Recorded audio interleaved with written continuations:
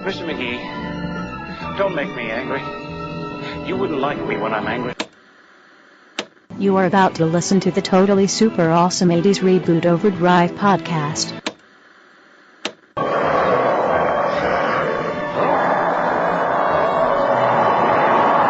This podcast is our fan tribute to the Incredible Hulk TV show.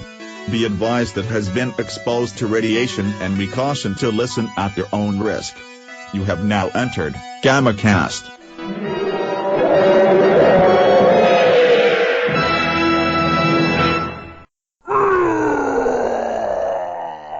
And welcome to the GammaCast. I'm your host, Charlie, the Professor Esser, and with me, as always, is the epitome of wisdom, knowledge, and talent. 80s music girl. That's her. I'm like, who? So glad as always to have you here, 80s music girl. Tonight's episode, Season 5, Episode 3, Veteran. David Barnes tries to stop a plot to assassinate a Vietnam hero running for office, but neither the target nor the assassin are exactly what they appear. Directed by Michael Vihar, writers include Kenneth Johnson, Nicholas Correa, who did the teleplay story, and Ruben Leader also worked on the teleplay. So good for them. Let's just get the elephant cameo in the room out of the way. Larry Tate from McMahon, Tate and Stevens was here. It was amazing. I hadn't seen him in anything for a while, and I was just totally taken aback. I'm like, wow. He still has that presence. Yeah, well, you know, he does show up. I remember he showed up in the A-Team a few years later as Faceman's hero, as the world's greatest con artist who once sold the Brooklyn Bridge to Brooklyn. And it was an episode called The Gray Team, where they had all these old guys who were old time, you know, not necessarily special forces, but you know, those uniquely talented individuals, and how they basically showed the young whippersnappers a thing or two. And David White was there, and it's always nice seeing him get the work. I always love anytime I see him. So, but that was the conspicuous cameo. I mean, every time you see him, he always looks like David White. So you always know that it's Larry Tate. Yeah. I don't know. I think this one kind of threw me at first. You know, I was just like, gosh, he looks awfully familiar. Yeah, I'm gonna have to look him up. It's a very different role because this is him playing a shanty man. And you see, you know, that was a very interesting thing for me because, of course, you know, from the description, you know, a man who takes junk and repurposes it, you know, it very much implied that when our fellow Moody Drifter here, Doug Hewitt, was a young boy, his father was, you know, essentially not even a junk dealer, but a guy who would just go basically pick through garbage. You know, a rag man is a term that they would sometimes use for these type of people. My mom always called them shanty men. And, you know, I've met a few. They're decent folks, and then we actually have a few still. It's still a profession here in Newark. I see the guys come in, and they go down and tap what's been thrown out to see what's metal and what's not, what can be salvaged, you know, rather than left to just go to a landfill. And it's an interesting profession, but it's a very low rent profession. But obviously, when we see him here, he is now actually sort of the head of a more thriving junk business invested in by our theoretical victim, Harrison Cole. Now, fun fact, Paul Koslow, who plays Doug Hewitt, our fellow Moody Drifter, he had previously been on a Hulk episode where he was a biker, and I believe he was actually the star of that episode as well, the long Run Home. He played Carl Rivers, and I think he was. I don't remember if he was the main villain or if he was the guy teaching David how to ride a motorcycle, but he got very top billing in that one, so that's good. Well, and he's good in anything he does. I remember quite a few episodes of different things, and he plays a good villain. He just has that look about him that you believe that he's not a good guy. Yes, well, yes, and the man, his most recent credit was in 2004, Breaking the Fifth. Although this episode had a lot of very fun actors in it, people that have interesting credits, including what I have to say was probably one of my favorite scenes in this episode. Jimmy the Kid was played by one Barrett Oliver, who in 1984 played Victor Frankenstein in I'm blanking on his name now. Frankenweenie? Frankenweenie, yeah. The director, that was the short that got him noticed by Disney and got him, the Pee Wee Herman gig and then Batman and everything after it. So I really hope that, this young kid gets the recognition he deserves. He played Daryl in the film Daryl, the Daryl. He was David in Cocoon. He was he was Georgie in the Grandma episode, one of the most frightening modern Twilight Zones ever written by Stephen King. I don't know if you ever saw that one. That was great, and he played. And man, that this kid can act. Man, he was a young kid for a very long time. He was, and the best part about because I was looking him up because if anyone out there doesn't remember any of those other movies, he was Bastion in Neverending Story. Oh, yeah. It made my heart feel good that he. And this is going to sound really crass, and I don't mean it to, but he kind of peaked at 1989, and then he's done. You really don't see him doing any acting, at least according to IMDb, after 1980. Here's what I'll say. When you're a child actor, it is a very unique and rarefied business. And, last episode we talked about, people who age into their roles, like the old coot, who, even though he looks like a guy who's been around forever, actually only started really acting in the 1970s. There are people that are old coot actors, and there are people who are young kid actors. And, you do, when you get to that point where you say, hey, I look like an old coot. I could probably get work as an old coot. And then you start old cooting it up, and everyone's like, oh, yay, old coot. And it's interesting because, of course, David White was a guy who kind of had, because his hair went white at a very young age. He could always play older guys. So he, steps into the scene as an older guy and continues to play an older guy for the next 20, 30 years, Exactly. It's great. Yeah. And you look at their IMDb, dates of birth, and you think, oh my God, this guy's 73, this guy's 85, and this one's dead, and and I'm just looking at, Barrett Oliver, I'm like, 43, my God. No, I just can't imagine that. I just can't imagine him being 43 years old. Because I still see him as a little kid, and whatever role he was in, he was always amazing. I loved him in Frankenweenie. Yes. Because I know they've recently done a reimagining of it, but I'm sorry, he still holds. Yes. Well, they did the re-release of it first, and that was. Yeah. Why can I not remember that director's name? I don't know. Always works with Johnny Depp. Tim Burton. Tim Burton, thank you. Those the Rolodex in my brain is very outdated. It does not spin as well as it used to. WD-40. Yeah, You're fine. I gotta shoot that right in my ear. Get that stuff lubricated. Okay. So our episode opens up with David getting involved because he sees a fellow Moody Drifter getting rolled. Yes, he knows. Well, for what it's worth, David, this is what I will say about David, is that he has developed this great compassion for fellow travelers. Yes. That was actually one of the things I was going to say. about last episode when we see him hitchhiking out of town, and I was thinking, man, what are the odds are that he's ever going to be hitchhiking out of town and McGee's going to stop for him?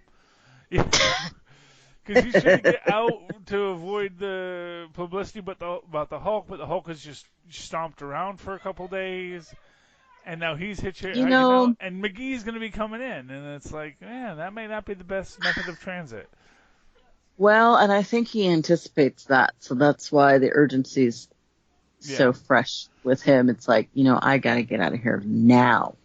And while the iron's still hot and people are asking questions about the Hulk, McGee, he cannot deny that inner journalism bug that he has, and it's just like he's going to be there till the very end until the last bit of information dries up, and David's long gone by then. Yeah, but for what it's worth, I don't think Jack McGee's the kind of guy who picks up hitchhikers, which is ironic because that could crack his whole case if he ever did. Yeah, I know that would spin a whole new ball of wax around him.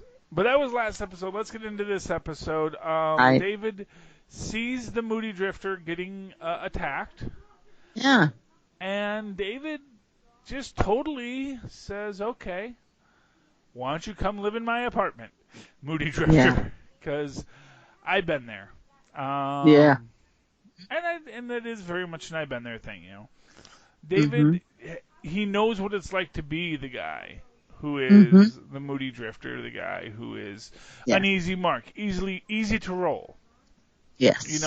David has the advantage that when he gets rolled, he turns into a Hulk, but but of course he doesn't want to be turned into a Hulk either. So it's like he does live in fear of that being rolled, but for a very different reason. Right. And so he takes our young person in, and but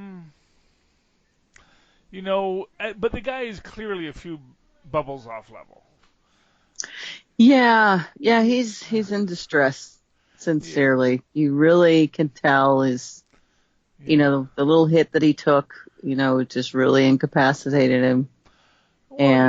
He needs instant help. I mean, like, now. Yes. Even though he's going to fight through it and say, okay, well, no, I'm going to tough it out and I'll be on my way. And it's just like, nope, sorry, you can't go. And again, I'll say this, David has some understanding employers because we never see him go back to work. I know. But he goes and he takes the hobo upstairs and puts a cold compress on him, changes his cold compress, and just is really, really, being this decent guy. And it's like, man, weren't you washing dishes 5 minutes ago? No. I hope you told your boss, oh, dude, I got family emergency. I gotta take care of this. Part of the family of hobos of which I belong. Brotherhood, definitely. Yes, the eternal brotherhood of a hoboism. But all that aside, David does, set up his guy and he falls asleep and then he goes because of course, in classic hobo fashion, he's sleeping with all of his gear right next to him. Yeah. He does not want any of that away from him. He would rather have it sleep on top of him. Although in poor hobo fashion, David moves it all and the guy doesn't even wake up. Yeah. So he sees that, and of course stuff falls out, and David picks it up, and I thought this was nice. As David looks at it, sees what it says, he doesn't open the metal case, and I was bugged. No. I was wondering if that was going to be a Purple Heart. Is it a Bronze Star? Is it a is it a Congressional Medal of Honor, which would have been a little much, but But a Bronze Star, I would have liked to have seen. But he doesn't open up the box. And he just because he's not really nosy. He's like, oh, okay, the guy's got some military stuff, and he puts it. But he sees he's got newspaper clippings of this guy and this and that, and he puts it all away. Yeah. And he doesn't zip it back up. Though this is what I'll say is he doesn't zip it back up because he doesn't want the guy to think, hey, who's closed my suitcase? Yes. He doesn't want him to know that he saw it, but he puts it back. And when the guy does wake up, he wants to give David $1 for his trouble. I know, I saw that. I was like, really?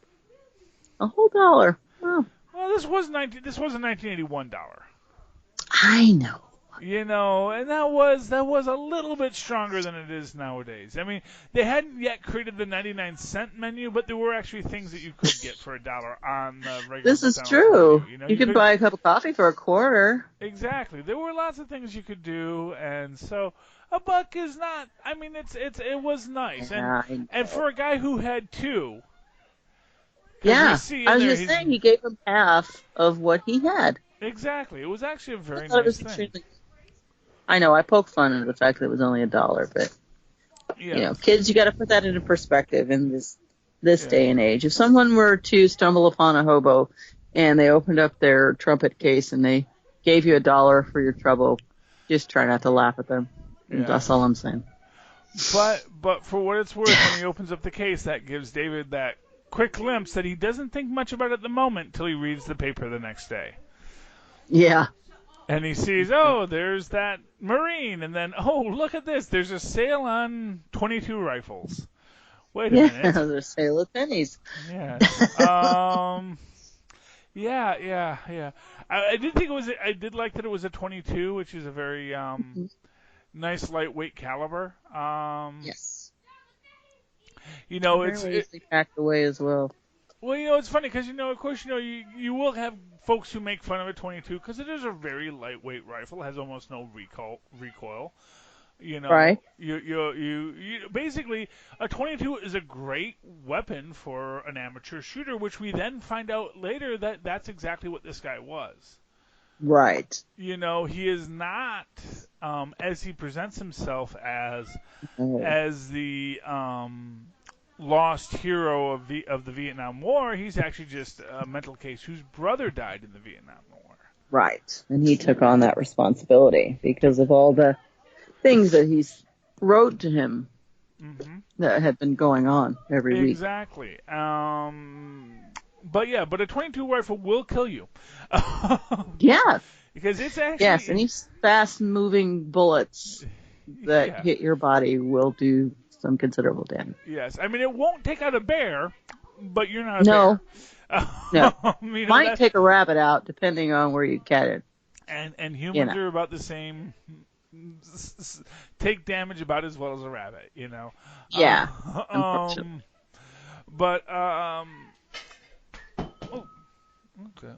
Okay. Stuff fell off my counter. That's all.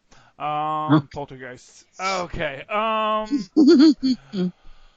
But you know, so first David calls the cops, and I like the character played. I believe this was by Richard Yaniguez. Yaniguez? Yeah. It's Yaniguez. Yeah. Yaniguez? Okay. Just like it's spelled. As Frank Rivera, who, Yes. you know, honestly, watching him and William Boyd as Detective Harnell, I kind of felt like, man, that looks like a pretty good series. Why didn't this get spun off? Yeah. Oh my gosh, we're like totally in tune there. I'm like looking at these two going, whoa, did you guys have your own TV show? Because I would totally watch that. Yeah, well, you know, I often felt like, you know, every so often, I think that, you know, Steinhauer and Cole, you know, and Johnson, they kind of, or Korea is one of the bigger guys. I always feel like they're always trying to do other things. Like they had this really big hit with the Hulk. And it's like, man, wouldn't it be great if we could spin out some other story here? And so, which really gave them great opportunities to write these fantastic characters. And I love when, you know, the detective's trying to do, you know, what was this like little wood puzzle, you know, which is how you would show a guy was smart before you had Rubik's cubes. Exactly. You know, he can't get it, and then like, you know, and then of course Rivera comes up and just switches the piece around and shows him, nope, that goes there and that closes, and that's how you finish the puzzle. And prove my point. and we get this, but I love this thing because you know Hartnell's kind of like, and it seems like he's blowing him off. Mm-hmm. But what he's really doing is he's letting Rivera, you know, basically listen in and get, you know, figure out the data from it, you know. And he says, you know, he's like, you know, he's a white male, he's probably 30 to 40. He works in a restaurant because I heard the clinking of dishes behind him. Yeah. And that's pretty cool. Yes. Meanwhile, Doug, with not endearing himself to anyone, breaks into Lisa Morgan's dance studio to hold her Yeah. hostage for like 2 days. That's terrible. Yeah, yeah. All I Although, kept thinking was like, does she get to go to the bathroom? Does she get food? Does she get water? Come on now. yeah. You're a jerk. You're just a total jerk. You know what I'll tell you? Because this kind of, I actually wrote a movie not too long ago. Should be done Mm-hmm. as soon as my editor finishes it. Mm-hmm. Called "I Know You Want This," Mm-hmm. and it's about a woman who gets held hostage in her apartment by a crazed guy. Mm-hmm.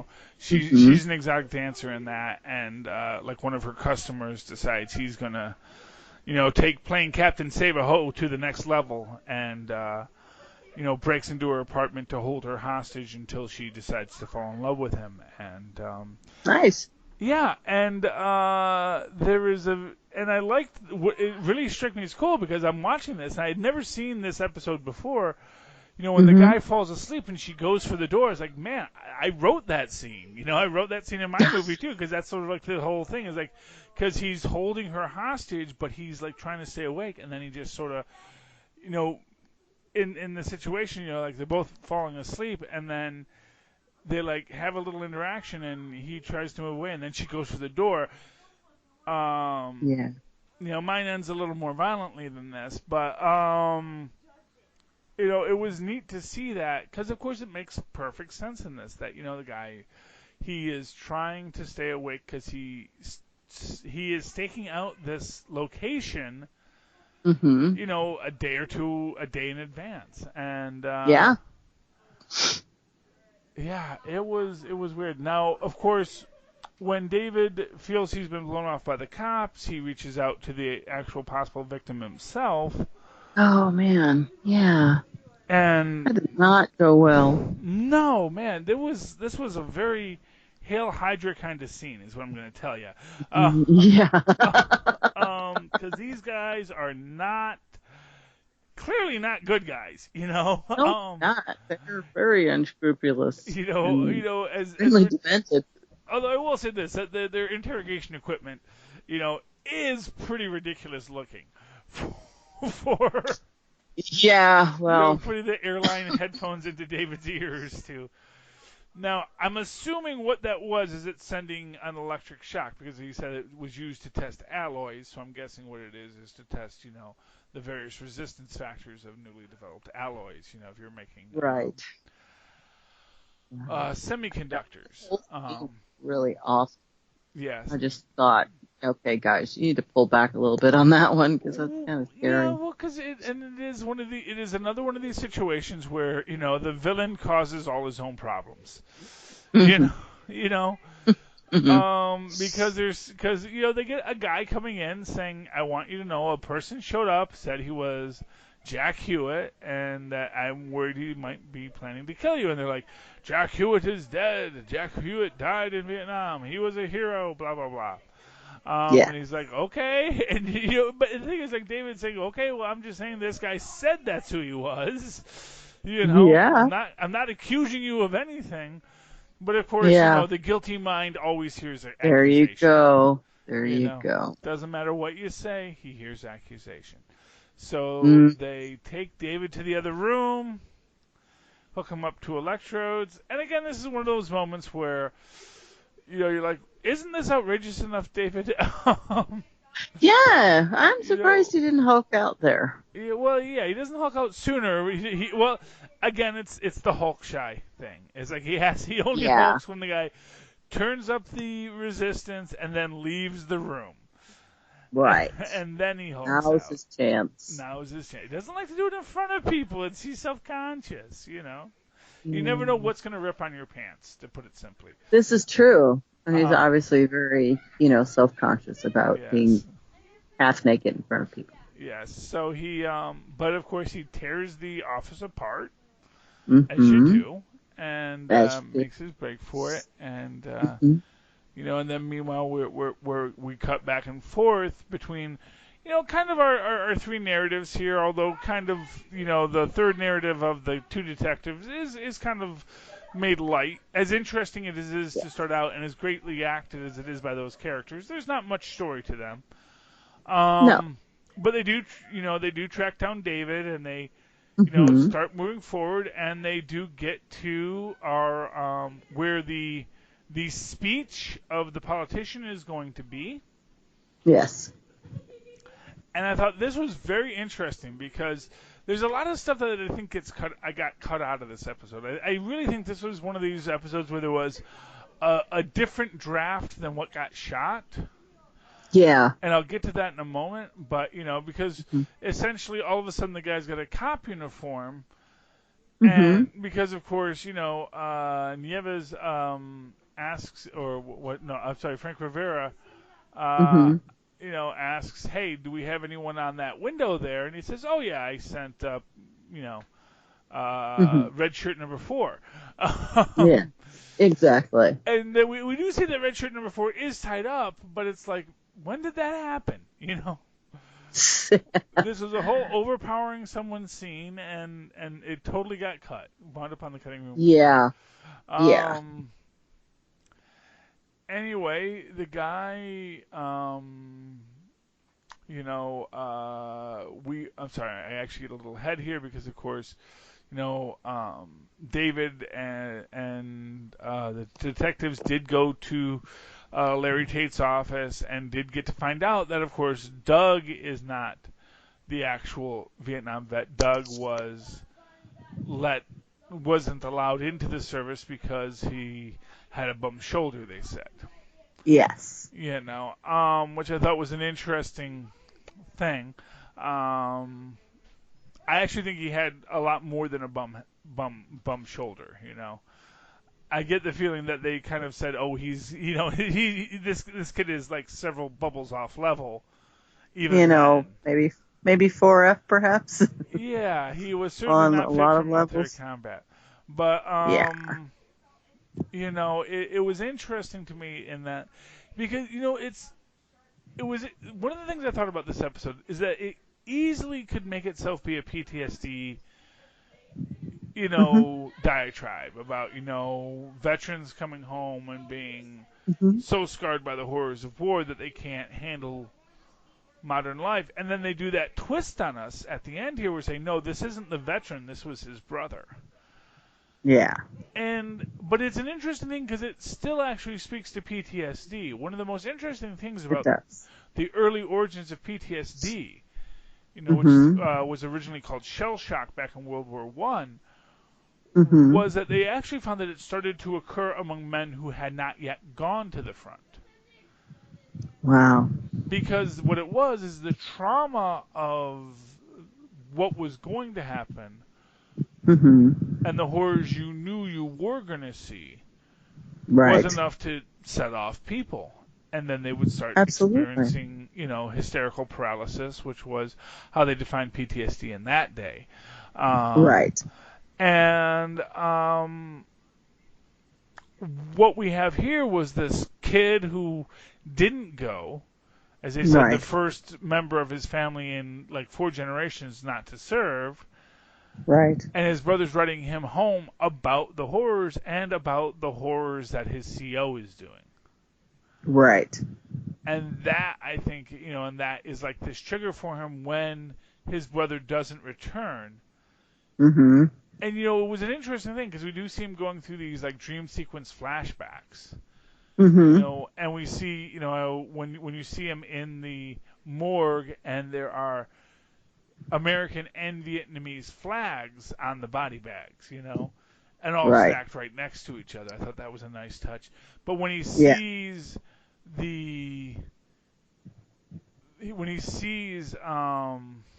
what's his name? Cole, when he sees Cole, Mm-hmm. he's wearing that featureless mask because, Mm-hmm. of course, he doesn't really know who this guy is. Right. He only knows him when, he starts running into politics. Maybe he Right. knows him because his father got a big cash amount from him maybe as hush money. Who knows? Right. But And he even says that. Maybe he felt bad. I don't know. But I took it. It's just like, well, yeah. Well, yeah. Well, I mean, that's a very interesting thing. Is if and it's again one of these things we don't get an answer to. Did Hmm. the other Hewitt die of natural violence in the war, or did he die because his CO killed him? Right. Was he killed because he knew too much, or did he just die? Right. And you get the guy start shooting at the at the politicians, and again, not a very good shot, and a rather Yeah. cheap gun he's using, so it's probably got a slightly bent barrel, so it's probably really hard to aim. Hmm. So I think it's arguable that the politician was never in any real danger. Right. But of course, once all the chaos starts going down, the politician's goons hone in on David, who I they think know. is the killer, or is the attempted assassin, and then just start beating on him. I don't think they thought that. I just think like, oh, here's this guy again. He's behind all this. Let's beat the crap out of him. Yeah, well, you know what it is that they are, these are thugs. Yes. These are guys who are not, shall we say, versed in subtlety. And Yeah.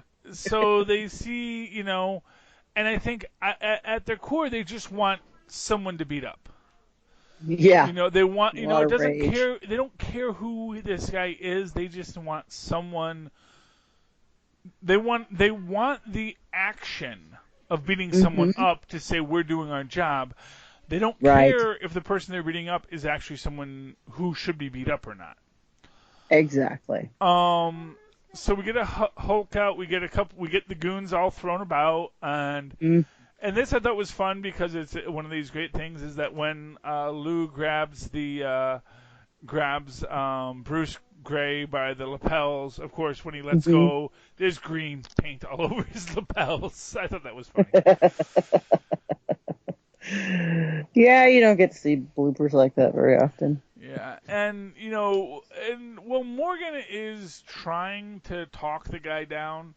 Kind of I don't know. I got a feeling that this is one of these things that Bill Bixby said. No, he has to flash back to the words I said about violence not being the solution. That's got to be the key. It can't be this woman that he's holding hostage, basically Yes. talking him down. Yes. But that's Bill Bixby for you. But she does talk him down, and he does, and that kind of ends the story. We get our wrap up. He's going to, mental health facility because he's crazy. I'm trying to think if this was before Reagan got shot. Yeah, because I think Reagan was shot in '83 or '82. But it's a bit prescient in its own way. The idea of the mentally unstable person attacking the politician for perceived wrongs that may or may not be accurate, and Right. yeah, it kind of explains why this episode probably did not get a lot of heavy reruns after the actual Reagan assassination attempt. Yeah. But this was the thing that I really feel there was a different ending to this episode than what we got. Right. Because there was this scene when Detective Rivera, who up until this moment we've been thinking is a straight shooter and on our side, when he's going through what's up there and he sees the letter written by, Doug Hewitt's brother and signed by all the men in the company about the cruelty and the monstrousness, the My Lai massacre pastiche references that you might get for Harrison Cole. And here's what this is what I thought was weird is like you see him, he looks at it, he shows it to the politician out the window, and then he nods. And at that moment, I'm like, oh my goodness, this is going to be, this is all Hail Hydra. The cops knew the whole time he was corrupt. This is not news to them. They're actually going to do the cover-up. Yeah. But then they do let him go. I mean, when they don't let him go, they actually they come back at the end and they say, yep, Cole's career is finished. He's never going. And it was nice because you have Lisa Morgan and Frank Rivera having this conversation. So like after her trauma, she's interacting with the cops and it says, yeah, Cole is never gonna, he's done in business, he's done in politics, and and Doug is gonna get help at the mental hospital upstate. Yeah. Which is a nice idea. Yeah. Though obviously, as time goes on, these in very short order, all these legalistic, progressive ideas are going to change, and after who shot Reagan? Was it Chapman or no? Chapman shot Lennon. Hinckley? Hinckley, yes. After Hinckley shoots Reagan and gets off on a technicality, essentially, that, he's too crazy to be prosecuted, that's when we start changing all the laws. But this is still predating that. So, of course, in this situation, nobody died. Doug is clearly crazy. Yes, and he gets to go. I think they send him back to where he was before. Oh, was he? Oh, yes, that's right. Yeah, because he was in there for like 6 years. Yes, because he was mentally ill, He was an actual crazy person. He lost it after his brother died. So, yeah. And of course, and it's that, like I said, it's that nice thing to say, this isn't about Vietnam veterans being crazy. This is about that there's mental illness in the world, and these people need our help. And that was lovely. And again, no Jack McGee this episode, even though we get multiple Hulk outs. But, although everyone's still keeping the Hulk outs under wraps. So, I guess that's what that's about. So any final thoughts on tonight's episode, 80s Music Girl? Anything you'd like to say?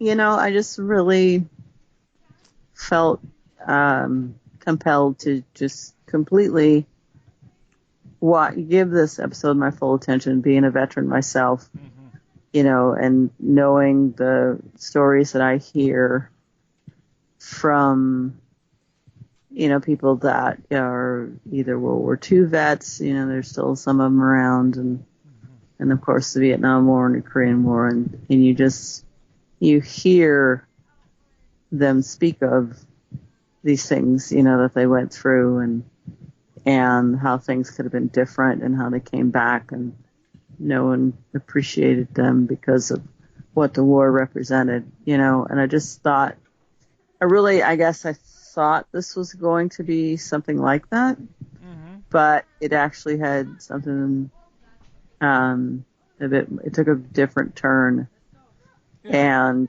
I want to say I like the fact that it wasn't the actual person. It was, a family member that was devastated so that he wanted to do this for his brother. And honestly, I think he was doing it for all, veterans. I think he wanted to make sure that this guy, because he obviously wronged several people considerably.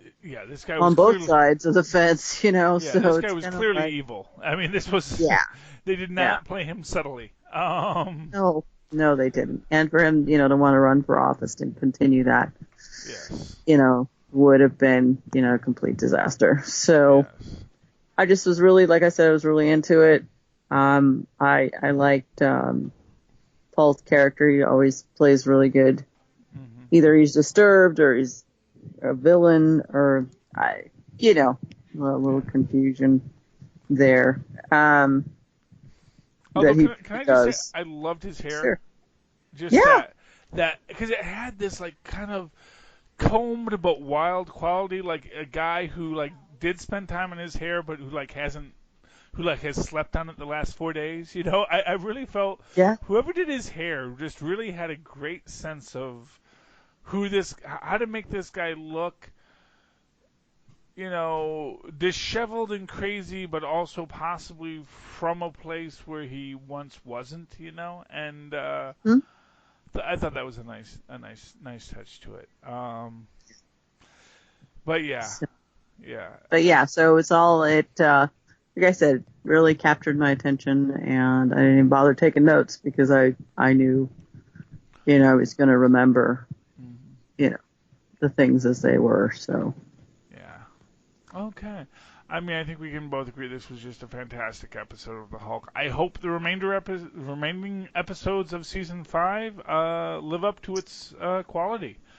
we've got 4 more. So, Rose, Yeah. 80s Music Girl, if anyone would like to talk to you about anything from being a veteran to being just a big fan of the 80s and its music and now the Incredible Hulk, how can folks find you? I am 80s Music Girl on Twitter and 80s Music Girl on Instagram, 80s Music Girl on Facebook. Yes, and that is very good when you can have that solid brand. Let me tell you. Yes. Had I thought it through better, I might have better brands, but I do not because I am not the best at the social medias. But if Yeah, you would like to write to me in that old-fashioned email way, you can always do so at superconnectivityblog@gmail.com. That's superconnectivityblog, all one word, @gmail.com. And, of course, follow me on the Twitters as I live tweet something. Probably the Inhumans, even though I'm not a big fan of it, coming up this fall on ABC at Charlie Esser. That's CharlieEsser. Look for the 2 E's. That's right, Tristan. Look for the 2 E's in the middle for quality. That's my producer, Tristan. Awesome. But 2 E's doesn't mean quality. Quality starts with either a C or a Q. A Q. It starts with a Q. But the 2 E's is Awesome. our symbol of high quality. Okay. Yes. Okay. Thank you for joining us once again, ladies and gentlemen, for the Gamma Cast. Please Hulk out with us again.